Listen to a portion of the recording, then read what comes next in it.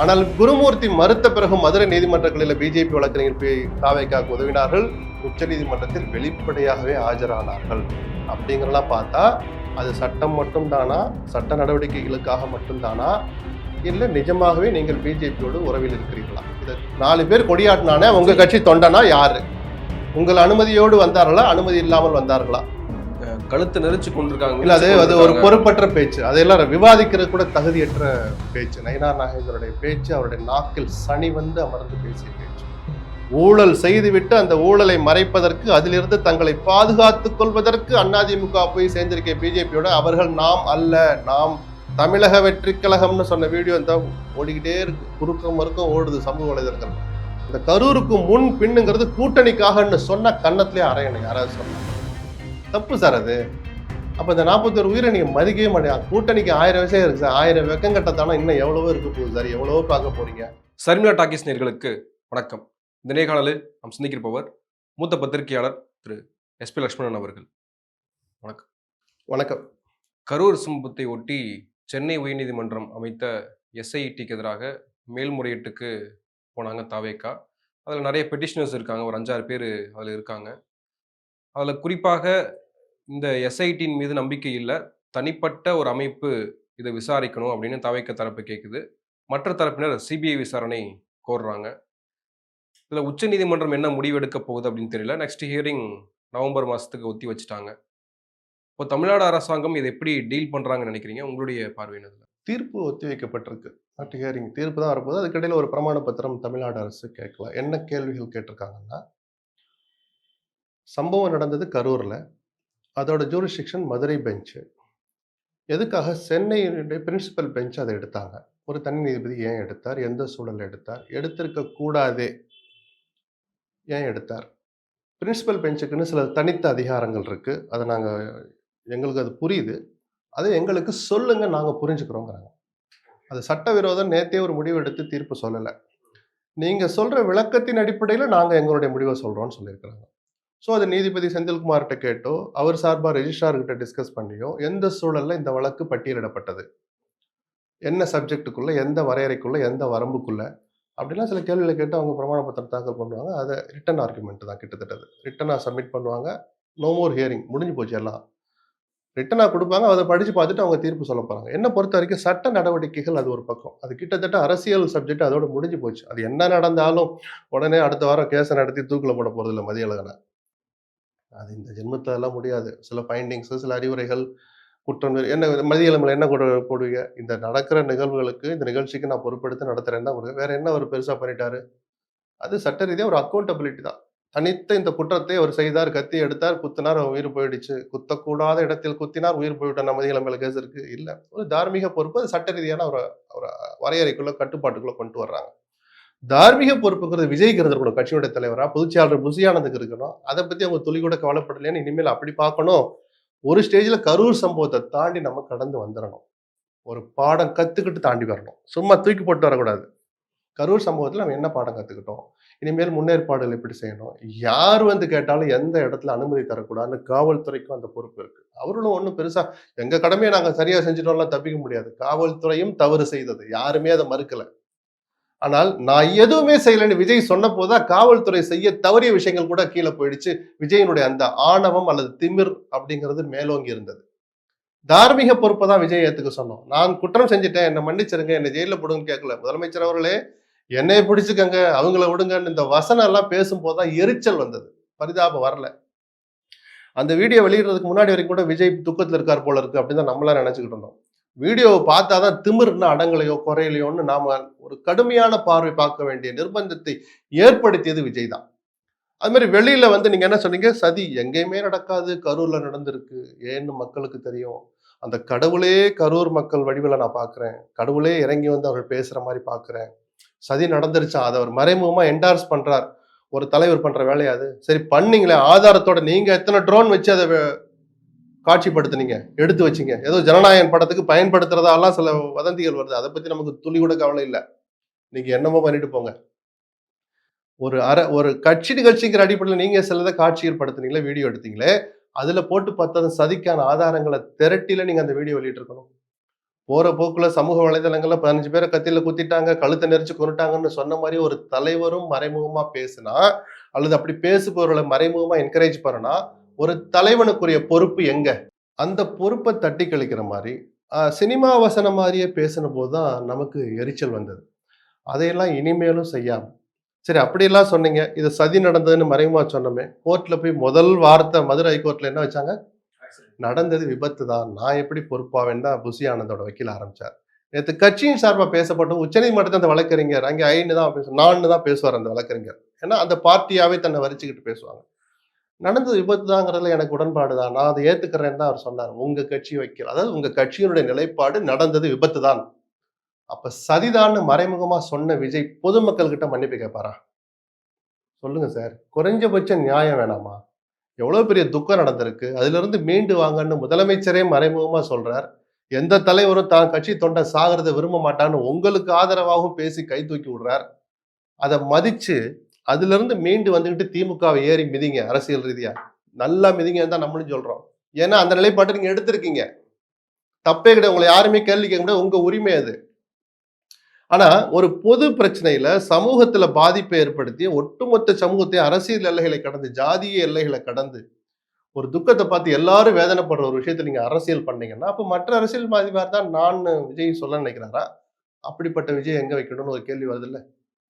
இந்த விவாதங்களை இதுக்கு மேல எடுத்துட்டு போவோம். சட்ட நடவடிக்கைகள் எப்படி வேணாலும் நடக்கட்டும் சார். 2 தான் சார் நடக்கும். தனி நீதிபதி, ஓ இந்த பார்வை பார்த்து தான் அவர் தன்னுடைய பெட்டிஷனை விசாரிச்சாரா? அப்படின்னு கடந்து போகலாம். இல்ல எங்கள் பார்வையில நீங்க இந்த விளக்க ஏற்றுக்கொள்ற மாரி இல்ல. அந்த நீதிபதியுடைய உத்தரவ ரத்து செய்றோம். 1. மதுரை நீதிமன்ற பெஞ்ச் சிபிஐ விசாரணை ரிஜெக்ட் பண்ணியிருக்காங்களா? தப்பு. சிபிஐ விசாரிக்கட்டும். இதானே சார் நடக்க போகுது?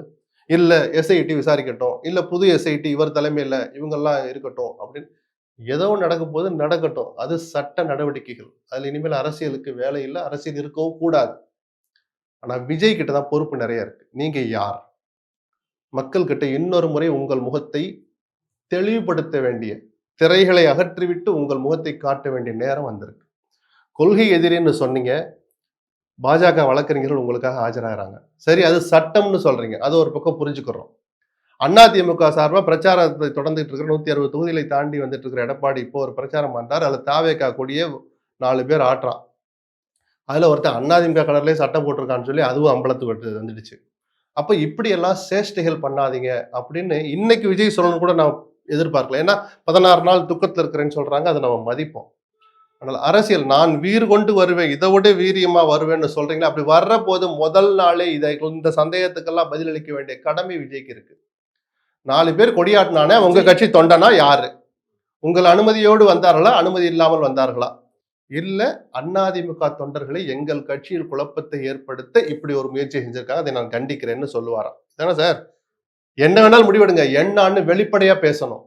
இந்த யோக்கியமற்ற அரசியலை விஜய் தொடர்ந்தால் விஜயும் அவர் மாற்றத்துக்குரிய ஒரு மாறுதலான தலைவர் அல்ல. 10ஓடு 11 தான். அந்த 10 எப்படி மதிச்சீங்களோ அதே மாதிரி இந்த 11 மதிங்க தான் நம்மளை போன்ற தமிழ்நாட்டு மக்களுக்கு சொல்லித்தரணும். விஜய்க்கு மட்டும் தான் அந்த பொறுப்பு இருக்கா? ஏன்னா குறிப்பாக நயினார் நாகேந்திரன் அவர்கள் என்டார்ஸ் பண்றாரு. இந்த வதந்திகளை எல்லாம் மீறி ஒண்ணு சொல்றாரு. கழுத்தை நெரிச்சு கொண்டிருக்காங்க. இல்ல அது ஒரு பொறுப்பற்ற பேச்சு. அதையெல்லாம் விவாதிக்கிறது கூட தகுதியற்ற பேச்சு. நயினார் நாகேந்திரனுடைய பேச்சு அவருடைய நாக்கில் சனி அமர்ந்து பேசிய பேச்சு. ஒரு துளி கூட மதிக்க கூடாது. அது விவாதிக்கவும் வேண்டாம். இல்ல விஜய் விவாதிக்கவும் வேண்டாம்னு சொன்னேன். அந்த சப்ஜெக்ட் விவாதிக்காது. தரமற்ற பேச்சு, தகுதியற்ற பேச்சு அது. இன்னொரு பக்கம் நீங்க எடப்பாடி சுட்டி காட்டினீங்களே, இப்ப எடப்பாடி அவருமே சில கேள்விகளை கேட்கிறாரு. அரசாங்கத்தை நோக்கி கேள்வி கேட்கிற பொழுது அது விஜய்க்கு ஆதரவாகத்தானே போய் முடியும். அது அவருக்கு தெரியும் தானே. இந்த சம்பவத்துல 2 பேர் பக்கம் இருக்கிற குறைகளை சுட்டி காட்ட வேண்டியது பிரதான எதிர்க்கட்சி தலைவருடைய கடமைங்கிறத நம்ம யாருமே மறுக்கல. அதை ஒரு அரசியலுக்காக பயன்படுத்திக்கிறாருன்னா அவர்கிட்ட உஷாரா இருக்கலாமா? இல்ல அந்த நூலை பிடிச்சுக்கிட்டு அப்படியே கிட்ட போலாமான்னு முடிவெடுக்க வேண்டியது விஜய் தான். நம்ம அதை பத்தி துளி கூட கவலைப்படக்கூடாது. நமக்கு அந்த கவலையும் கிடையாது. சரிதானா? அரசாங்கத்து மேல குற்றச்சாட்டு ஏன் கூட்டணி வச்சாதான் அரசாங்கத்து மேல குற்றச்சாட்டு சொல்லுவாரா? கூட்டணி இல்லைனாலும் போலீஸ்காரங்க செஞ்ச ஒமிஷனை சுட்டி காட்ட வேண்டியதான் ஒரு பிரதான எதிர்க்கட்சி தலைவருடைய கடமை. சரிதானா? அது அவருடைய உரிமையும் கூட. அமைச்சர் சில சும்மா தேசிய கொடி பறக்கிற கார்ல போறது சும்மா சொகுசுக்காக மட்டும் இல்ல. இந்த அரசாங்கம் செய்யற தவறுகளை சுட்டி காட்டவும் தான். அணிகள் அமையுதோ அமையலையோ எடப்பாடி தொடர்ந்து அதை செய்யணும் தான் நம்ம எதிர்பார்க்கிறோம். காவல்துறை தப்பு பண்ணிருக்காங்க சார். துணிச்சலா முடிவெடுக்கல சார். இந்த இடத்துல அனுமதி கொடுக்க முடியாது. அதை சொல்ல தடுத்தது எது? ஏன் பயப்படுறீங்க? ஒரு பெரிய இடத்துல வைங்க. கூட்டம் கூட்டிருமோன்னு எதுக்காக மறைமுகமா பயந்தீங்க? அரசியல் ரீதியாகவும் தானே அதை பார்க்க வேண்டியிருக்கு. இந்த சந்தேகங்கள்லாம் இனிமேல் வராத அளவுக்கு காவல்துறை, அது நிர்வாகம் சார். நான் சொல்றது, நீங்க அரசியலை பேசுறதுனால விஜய் என்ன செய்யணும்னு நம்ம கேட்கிறோம். இங்க ஒரு பேச்சு, அங்க ஒரு பேச்சு பேசுனீங்களே, அது என்ன சார், என்ன ராசா, சொல்லுங்க ராசா அப்படின்னு கிராமத்துல கேட்கிற மாதிரி நீங்க சொல்லுங்க. பிஜேபி கொள்கை எதிரின்னு சொன்னீங்களே, எதுக்காக பிஜேபி வழக்கறிஞர்கள் ஆஜரானாங்க? இல்ல சட்டம் அரசியலுக்கு சம்பந்தம் இல்ல, என் நிலைப்பாட்டில் நான் உறுதியாக இருக்கிறேன், திமுக அரசியல் எதிரி, பிஜேபி கொள்கை எதிரி, சொல்லணுமா கூடாதா விஜய்? இல்ல சார் அவர் சொல்லக்கூடாது சார், நீங்க அதெல்லாம் எதிர்பார்க்காதீங்க சார் சொல்றீங்களா? எதிர்பார்க்கிற உரிமை எனக்கு இருக்கு, நமக்கு இருக்கு. ஏன் சொல்லுங்க? அவர் நம்மள தான் ஆள்றதுன்னு வர்றாரு. அப்ப நம்ம ஆள போற ஒரு குறைஞ்சபட்ச வெளிப்படைத்தன்மையோட நீங்க யாருன்னு நான் தெரிஞ்சுக்கணுன்ற உரிமை நமக்கு கிடையாதா? நான் எதுவுமே சொல்ல மாட்டேன்னா அது அரசியல் இல்ல, யோக்கியமற்ற செயல். தமிழக அரசியல் களம் மாறி இருக்கு. கரூருக்கு முன்னும் பின்னுமாக தமிழக அரசு களம் முற்றிலுமாக மாறி இருக்கு. ஆமா, என்ன மாறி இருக்குங்கிறது நிஜம்தான். கரூருக்கு முன்பாக என்னன்னா, அதிமுக பிஜேபி அணியோடு கூட்டணி சேர்கிற வாய்ப்பே இல்லைங்கிறத மதுரை மாநாட்டில் பிரகடனப்படுத்திய விஜய், கரூருக்கு பிறகு, கரூர் சம்பவத்திற்கு பிறகு திரைமறைவில் குருமூர்த்தியை போய் சந்தித்தார், தன்னுடைய ஆதரவாளர்களை, தன் கட்சி நிர்வாகிகளை அனுப்பினார் அப்படின்னு ஒரு வதந்தி வந்துச்சு. அதை குருமூர்த்தி மறுத்தார். விஜய் இன்னைக்கு வரைக்கும் மறுக்கல. ஆனால் குருமூர்த்தி மறுத்த பிறகு மதுரை நீதிமன்றங்களில் பிஜேபி வழக்கறிஞர்கள் போய் தாவேக்காவுக்கு உதவினார்கள், உச்ச நீதிமன்றத்தில் வெளிப்படையாகவே ஆஜரானார்கள். அப்படிங்கிறலாம் பார்த்தா அது சட்டம் மட்டும் தானா, சட்ட நடவடிக்கைகளுக்காக மட்டும்தானா, இல்ல நிஜமாகவே நீங்கள் பிஜேபியோடு உறவில் இருக்கிறீர்களா? இதை தெளிவுபடுத்தணுமா கூடாதா? விஜய்க்கு அந்த தமிழகத்துக்கான பொறுப்பு இருக்குன்னு சொல்றேன். தமிழகத்துக்கான பாஜக மேலிட தேர்தல் பொறுப்பாளர் வந்து எடப்பாடியை சந்திக்கிறாரு. அது கிட்டத்தட்ட கூட்டணி உறுதியாகத்தான் இருக்கிறது அப்படின்றத நம்ம பார்க்கிறோம். ஆனால் விஜய் ஒருவேளை உள்ள வந்துட்டாரு, என்டிஏக்குள்ள வராரு அப்படின்னா பாஜக அங்க இருக்காது. எடப்பாடி கழட்டி விட்டுருவாரு இல்ல அப்படின்னா பிஜேபியை. என்டிஏக்குள்ள வராருங்கிற வார்த்தை தப்பு. என்டிஏங்கிறதே மெயின் கான்ஸ்டியூவன்ட் பிஜேபி தான். தமிழ்நாட்டினுடைய தலைமை பொறுப்புல இருக்கிறது அதிமுக, எடப்பாடி, சரிதானா? அது அவங்க தலையெழுத்து சார். விஜய் அதுல யார் இருந்தாலும் பரவாயில்ல, அதெல்லாம் சும்மா ஒரு மேடை பேச்சுக்காக பேசினேன், எழுதி கொடுத்ததை படிச்சேன் அப்படின்ட்டு பிஜேபி இருக்கிற அதிமுக கூட போல என்டிஏவில் சேரலாம். இல்ல மறைமுகமா ஏதோ ஒரு வாரம் ஏதோ நடக்கிறதா தகவல் வருது இல்ல, எவ்வளவு நாளைக்கு நீங்க பூசி முழுகு, எவ்வளவோ ரகசிய பேச்செல்லாம் அம்பலத்துக்கு வந்து நடனம் ஆடுனதெல்லாம் நம்ம பார்த்துட்டோம். வீதிக்கு அதுவும் ஒரு நாள் வரும். அப்போ அதிமுகவோட பேசி ஒரு ஸ்டேஜ்ல கட் பண்ணிட்டு ரெடியா நில்லுங்க, நான் வந்து ஜாயின் பண்ணிக்கிறேன் அப்படின்னு கூட நீங்க பேசியிருக்கலாம். நான் இப்பவும் சொல்றேன், அது விஜய் என்கிற தனிப்பட்ட நபருடைய, கட்சியினுடைய தலைவருடைய உரிமை, அந்த கட்சியினுடைய உரிமை. அவர்கள் முடிவெடுக்கிறதுக்கு உரிமை இருக்கு, அதை விமர்சிக்கிற உரிமை அதுக்கப்புறம் நமக்கு இருக்கு. என்ன நிலைப்பாட்டை வேணாலும் எடுங்க, வெளிப்படைத்தன்மையோடு எடுக்கணும். ஊழல் செய்துவிட்டு அந்த ஊழலை மறைப்பதற்கு, அதிலிருந்து தங்களை பாதுகாத்துக் கொள்வதற்கு அதிமுக போய் சேர்ந்திருக்க பிஜேபியோட, அவர்கள் நாம் அல்ல, நாம் தமிழக வெற்றி கழகம்னு சொன்ன வீடியோ இந்த ஓடிக்கிட்டே இருக்கு, குறுக்கம் மறுக்கம் ஓடுது சமூக வலைதளங்கள்ல. அவ்வளவு சுலபத்துல விஜய் மறக்கலாம். தமிழ்நாட்டு மக்கள் முட்டாள்கள் அல்ல. ஏன்னா நான் திரும்ப சொல்றேன் சார், அரசியல்ங்கிறது வெக்கங்கட்டது. தேர்தல் அரசியல் வெட்கங்கட்ட தனத்தின் உச்சகட்டம்னு நான் 100 தடவை சொல்லுவேன், இனிமேலும் சொல்லுவேன், ஏற்கனவே சொல்லியிருக்கேன். அப்படின்னா நானும் அவர்களில் ஒருவன் தான் விஜய் ஒத்துக்கணும். நான் மாற்று, நான் புதிய சக்தி, நான் மாற்றத்துக்கு கொண்டாட வந்தேன்லாம் இந்த வசனம் பேசுறதெல்லாம் இங்க எடுபடாது. நான் திரும்ப சொல்றேன், மக்கள் முட்டாள்கள் அல்ல. நீங்களும் சராசரியா அரசியல் நடத்துங்க, ஜெயிச்சுட்டு வாங்க. அதே சாக்கடை கலந்த அரசியல்ல தான் நானும் உழலுவேன்னா அது உங்களுடைய உரிமை, உங்களுடைய விருப்பம். இல்ல மக்கள் இந்த கரூர் விஷயத்திலேயே மக்கள் மத்தியிலேயே வந்து ஒரு கருத்து நிலவுது. அது வந்து ஒருவேளை திமுக சதி செய்திருக்குமோ, சதி நிகழ்ந்திருக்குமோன்ற கருத்து மக்கள் மத்தியில் நிலவுகிற பொழுது நம்ம அத அந்த கட்சிகள் அதை என்டார்ஸ் பண்ண தானே செய்வாங்க. எடுத்துக்க தானே செய்வாங்க அத. அப்ப எதுக்காக கோர்ட்ல போய் இது விபத்துன்னு சொன்னீங்க? அற்புதமான வாய்ப்பு இல்ல. அதை லீகலைஸ் பண்ணி இன்னும் அதிகாரப்பூர்வமா அம்பலப்படுத்த வேண்டிய ஒரு வாய்ப்பை நீங்கள் தவற விட்டீர்களே. அப்ப திமுகவுக்கு உங்களுக்கு மறைமுக கூட்டான்னு நம்மளும் போற போக்குல ஒரு கேள்வி கேட்கலாமா? அப்போ அரசியல்ல எல்லாமே நீங்க வெளிப்படைத்தன்மையோட நடந்துக்க முடியாது. குறைஞ்சபட்ச வெளிப்படைத்தன்மைய, அதிகபட்ச நேர்மைய ஏன் விஜய் கிட்ட நம்ம எதிர்பார்க்கிறோம்? திருப்பி திருப்பி அங்கதான் நிக்கிறேன்.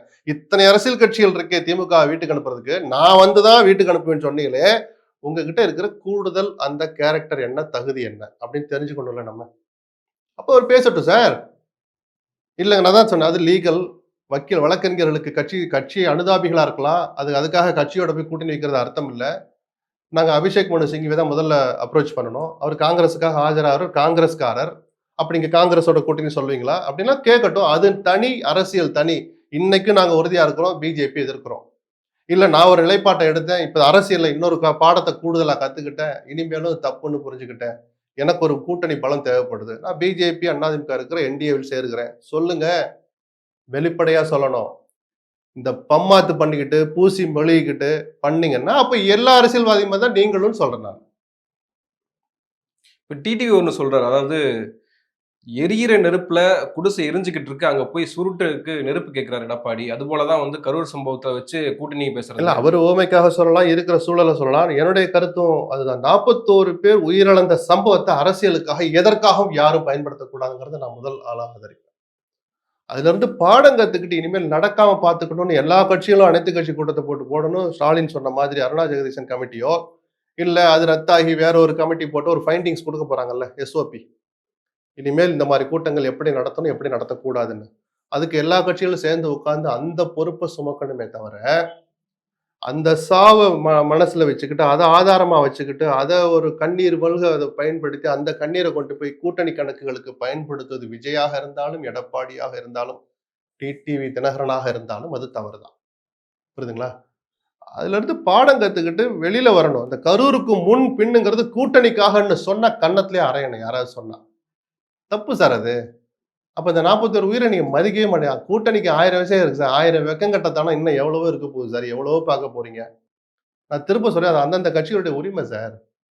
ஒரு சாவு நடந்த வீடுல அந்த துக்கத்த வச்சுக்கிட்டு எதுக்காக கூட்டணிகள் அமைக்கிறீங்க? அந்த சூழல பயன்படுத்தினா முதல்ல எழுந்து வெளியில வாங்க. நான் இந்த மாரி சில பாடங்கள கத்துக்கிட்டேன். இனிமேல் எந்த கூட்டம் நடந்தாலும் இப்படித்தான் நடத்தணும்னு நிர்வாகிகளுக்கு அறிவுறுத்தி இருக்கிறேன். அப்படின்னு விஜய் ஒரு அறிக்கை விடட்டும். நான் அடுத்த வாரத்திலிருந்து பிரச்சாரம் தொடங்க போறேன். புது வீரியத்தோட தொடங்க போறேன். ரசிகர்கள் கட்டுப்பாட்டோட இருக்கணும். அவசியமா விஜய் வெளியிட வேண்டிய அறிக்கை அது. இன்னைக்கு வரைக்கும் ஒரு அறிக்கை வரல சார். இல்ல இன்ன வரைக்குமே அவங்க பொறுப்பு ஏற்றுக்கொள்ளவே அதைத்தான் இல்லையே. நான் சார் பொறுப்பே எடுத்துக்கிறோட இது வரைக்கும் கடந்து போயிட்டீங்க. போய் தொலைங்கன்னு கூட விட்டலாம். நான் பிரச்சாரத்த தொடங்க போறேன்னு சொல்ற விஜய் சொல்ல போறாரு. கண்டிப்பா பிரச்சாரம் தொடங்கணும்னு தான் நானும் எதிர்பார்க்கிறேன். அத ஆதரிப்பேன் நானு. அந்த அறிக்கை அதுக்கு முன்னாடி வரணும். தொண்டர்கள் கட்டுப்பாடு இருக்கணும். இன்னைக்கு வரைக்கும் ஒரு அறிக்கை வச்சா சார்? வாய்க்கிலேயே பேசுறீங்க. எங்கள பழி வாங்குறீங்களா முதலமைச்சரே அப்படின்னு. தொண்டர்களுக்கு தம்பிமார்களா, அறிவுரை உங்க சொன்னா மாமா சொல்றேன், உங்க அண்ணன் சொல்றேன். கொஞ்சம் கட்டுப்பாடா இருங்கன்னு உறவ சொல்லியாவது ஒரு வார்த்தை, ஒரு ட்விட்டர், ஒரு அறிக்கை விஜய் விட வேணாமா சார்? திருச்சி ஏர்போர்ட்ல நம்ம எல்லாரும் பார்த்த முதல் நாள் அரியலூருக்கு வந்த அன்னைக்கு அந்த காட்சி எங்கேயாவது பார்த்திருக்குமா தமிழ்நாட்டுல? குழுமி இருக்கிறது ஆயிரக்கணக்கான தொண்டர்கள் குழுமி இருக்கிறது வேற, அப்படி அத்துமீறி ஓடுறது வேற. ரைட்டு. உங்க மேல இருக்கிற பிரியத்தெல்லாம் ஓடி வர்றான். ஒரு தலைவன் என்ன செய்யணும்? ஒரு நடிகன் என்ன செய்யணும்? ஒரு அறிக்கை விட வேணும். இன்னைக்கு வரைக்கும் ஒரு அறிக்கை விட்டுருக்காரா சார்? கொஞ்சம் கட்டுப்பாடானது. ஏன்னா அது அது வரட்டும். அது இதெல்லாம் இந்த பிரகஸ்பதிகள் சொல்லி தர்றது. சார் அந்த பெப்பு அப்படியே இருக்கட்டும் சார். அப்பதான் நமக்கு கொதிக்குது. நீங்கலாம் யாருப்பான்னு கேட்க தோணுது. தே ஆர் அவர் அசெட்ன்றாங்களா சொத்துக்கள் நம்ம. நிஜமாவே சொத்துக்கள் தான்ப்பா. அத நான் மறுக்கல. அவங்க தான் உங்களுடைய ஆதரவு தளம். கொஞ்சம் கட்டுப்பாடா இருங்கன்னு ஒரு வார்த்தை சொல்ல மாட்டீங்களா? அதுதான் நம்ம கேட்கிறோம். ஒருவேளை இந்த என்டிஏக்குள்ள தாவேக்கா வந்தது அப்படின்னா நம்ம எப்பாடுபட்டாவது திமுகவை வீழ்த்தி தான் ஆகணும். அதற்கு விஜய் இந்த முடிவு எடுப்பாரு. அதான் அதிகார பசிங்கிறத அவர் மறைக்கவே முடியாது. வெட்கத்த விட்டாவது அவர் ஒத்துக்கிட்டு தான் ஆகணும். அதிகார பசிக்காக தான் அவர் இப்படி சேர்றாரு. ஏன்னா இத நான் சொல்லல. விஜய் தான் சொன்னாரு. கொள்கை எதிரி, அரசு எதிரின்னு சொல்லிட்டு, அப்ப எனக்கு கொள்கையே வேண்டான்ட்டு போனீங்கன்னா, அப்ப எப்படியாவது பதவிய பிடிக்கணும். திமுகவை வீட்டுக்கு அனுப்புவது மட்டுமல்ல. நாமளும் ஒரு பதவிக்கு வரணுங்கிற அந்த வெறிதாங்கிறத அதான் சொல்லிட்டேனே சார். சராசரி அரசியல்வாதான் விஜய். அவர் ஒன்றும் புதுமையான நபரும் அல்ல, புதுமையான தலைவரும் அல்ல, இல்லாத கொள்கைகளை அவர் சொல்ல போறவரும் அல்ல. அதை அவரே ஒத்துக்கிட்டாரு. நான் அமெரிக்காவுக்கு ஒன் வே போடுவேன்னா, ஏன்னா என்னமோ ஒரு ஒத்தையடி பாதை போடுவேன் நான் சொல்றேன். பண்ணுங்கிறாங்களா? நிஜம் அதுதான் யதார்த்தமான பேச்சு. விஜயினுடைய அந்த வெளிப்படைத்தன்மை தான் நான் எல்லா விஷயத்தையும் எதிர்பார்க்கிறேன். இருக்கிறத நல்லா செய்வேன். நான் புதுசா செய்வேன்னு சொல்லல. என்னை உட்கார வைங்கன்னு அதுக்கப்புறம் செய்யறேன். இதுதான் யதார்த்தமான பேச்சு. மக்கள் அதைத்தான் ரசிப்பாங்க. ஆனா கொள்கை எதிரின்னு சொல்லவே அந்த கட்சிக்காரனை வக்கீலா வைப்பேன்னா அது அது அது தெளிவுபடுத்த வேண்டிய கடமை விஜய்க்கு இருக்கு. மறைமுகமா நான் பேச்சு நடத்துவேன் அப்படின்னா அப்ப உங்களுக்கு என்ன, நீங்க புது மாதிரி ஆளுன்னு திருப்பி திருப்பி அங்கதான் வந்து நிப்பேன். 2026ல ஒருவேளை விஜய் வந்தா இந்தியாக்குள்ள வந்தா மிகப்பெரிய ஒரு டஃப் காம்படிஷனா இருக்கும். ஸ்வீப் அடிச்சிடலாம். ஸ்வீப் இல்ல, வெற்றியை நோக்கி பயணிப்பாங்கன்னு நான் இப்ப சொல்லல சார். முதல்லயே சொன்னேன். அது அதிமுகவுக்கு தான் பலமா இருக்கும். விஜய் என்கிற பிம்பம் உடைப்படும். அவருடைய அந்த ஆலோசகர்களே அதை மறுக்கிறாங்களான்னு போய் கேளுங்க. விஜய் அவ்வளவுதான். அரசியல் அதுக்கு மேல வளர முடியாது. ஒரு 2.5 வருஷம் முதலமைச்சராகவோ இல்ல 5 ஆண்டுகளும் துணை முதலமைச்சராகவோ ஜெயிச்சா, இல்ல ஒரு நல்ல பெர்சன்டேஜ் ஒரு 10-15 எம்எல்ஏக்கள் ஜெயிக்கிறான் அந்த அணியில அப்படின்னு இந்த அதிகாரத்தோடு அவருடைய உயர்வும் வளர்ச்சியும் ஒரு முற்றுக்கு வரும். அதுக்கு மேல வளர்ச்சி இருக்காது. மக்கள் ஒன்றும் முட்டாள்கள் கிடையாது சார். நீங்க ஒண்ணு பேசுவீங்க, அப்புறம் போய் பதவி வாங்கிட்டு உட்காருவீங்க, அப்புறம் உங்களை ரட்சிக்க வந்தவனே நான் தான் வந்து வசனம் பேசுவேன்னா எவ்வளவு நாளைக்கு? இது இது இவரை விட பெரிய பெரிய ஜாம்பவான்களை எல்லாம் பார்த்தாச்சு. அவருடைய நிஜ உருவத்தையும் தமிழ்நாட்டு மக்கள் பார்த்தவங்க தான். எதிர்கட்சிகள் எல்லாம் கேம்பெயினுக்கு போக ஆரம்பிச்சுட்டாங்க. எல்லாருமே ஒவ்வொரு ஒரு ஒரு ஸ்லோகன் வச்சு பிரச்சாரத்துக்கு போயிட்டு இருக்காங்க. ஆனா இன்னும் ஆளும் தரப்புல இருக்க கூட்டணிகள் வந்து அமைதி நிலவரத பார்க்க முடியுதுல்ல. அது என்ன சொல்லுதுன்னு நினைக்கிறீங்க? இல்ல அவங்களும் தேர்தல் வேலைகள வேற மாரி தொடங்கிட்டாங்களே. திருமாவளவன் அந்தந்த கூட்டணி கட்சியில இருக்கிறவங்களே, அவங்கவங்க தேர்தல மையப்படுத்தி மாநாடுகள் நடத்துறது, அங்கங்க நாங்கள் அதிக தொகுதிகள் கேட்போம்னு காங்கிரஸ்லாம் பேசுறது, அது என்ன ஆன்மீக பயணத்துக்கான முன்னேற்பாடா? இல்ல தேர்தலுக்கானதா? தேர்தல் வேலைகள அவங்கவங்க லாங்குவேஜ்ல, அவங்கவங்களுடைய ஸ்டைல்ல ஆரம்பிச்சுட்டாங்க. திமுக 2 வருஷம் எனக்கு தெரிஞ்சு 2 வருஷம் முன்னாடியே பூத் கமிட்டி வேலைகள ஆரம்பிச்சாங்க. அத தெளிவுபடுத்தி, ஒழுங்குபடுத்தி, இப்ப அத இன்டென்சிவா கொண்டு போயிட்டு இருக்கிறாங்க. அதுவும் தேர்தல் வேலைகள்ல ஒரு பகுதி தான். அவங்க ஆட்சி அகற்றதுக்கு கொஞ்சம் முன்னேற்பாடோட போகணும். இருக்கிற ஆட்சிய தக்க வைக்கிறதுக்கு நம்மகிட்ட நம்ம அடிச்சு வச்சிருக்கிற பணம் இருக்கு, அதிகாரம் இருக்குன்னு இவங்க கொஞ்சம் லேட்டா இறங்குவாங்க. அவ்வளோதானே. அப்ப 2026 ஒரு கோலாகலமா தான் இருக்க போகுதுன்னு. எல்லா தேர்தலும் அந்தந்த நேரத்துல கோலாகலம் தான். 26 தேர்தலும் விதிவிலக்கல்ல. நன்றி. நிறைய விஷயங்கள பகிர்ந்துருக்கீங்க. உங்க நேரத்துக்கு மிக்க நன்றி. நன்றி.